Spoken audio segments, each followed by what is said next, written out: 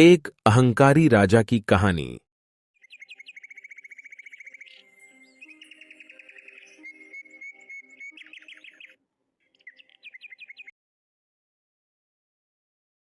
किसी देश में सर्वधनु नाम का एक राजा था। शिकार करना उनका शौक था। पक्षी का मांस नहीं तो उसका चावल हजम नहीं होगा। वह सदैव धनुष बाण से शालिक, हिरण आदि अनेक पक्षियों को मारकर खा जाता था। एक दिन मधुकर नामक युवक ने राजा को ऐसा कार्य करने से रोका और कहा, महाराज, भोजन की तृप्ति के लिए अपनी चिड़िया को मारना उचित नहीं है। आप शायद जानते होंगे कि पक्षी मनुष्य के बहुत उपयोगी मित्र होते हैं।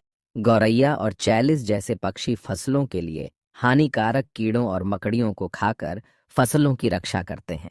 वास्तव में पक्षी किसानों के सबसे अच्छे दोस्त हैं।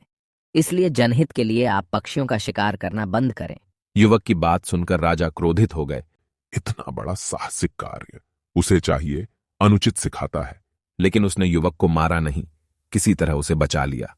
उसने युवक की बात नहीं मानी, उसे उड़ा दिया और पहले की तरह पक्षियों का शिकार करना जारी रखा। राजा की अंधाधुंध हत्या को देखकर एक बार पक्षी उस देश से उड़ गए। सर्वाधन के शासनकाल में दूसरे देशों में पक्षियों को ढूंढना मुश्किल हो गया।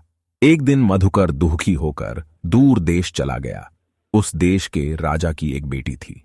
इस युवक के सरल और ईमानदार व्यवहार से प्रभावित होकर उन्होंने उसे सिंहासन पर बिठाया और अपनी इकलौती संतान माधवी से उसका विवाह कर दिया।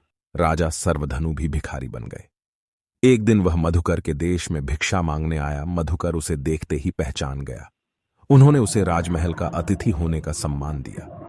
अगले दिन उसने सर्वधनु को अपना परिचय दिया और कहा, महाराज, मैं मधुकर हूं। मुझे याद है कि एक दिन मैंने आपको एक पक्षी को मारने से रोका था। तब आप अहंकारी थे और मेरी बात नहीं मानी। अब आप इसका परिणाम भुगत रहे हैं। खैर, मैं तुम्हें फिर से एक पक्षी दूंगा।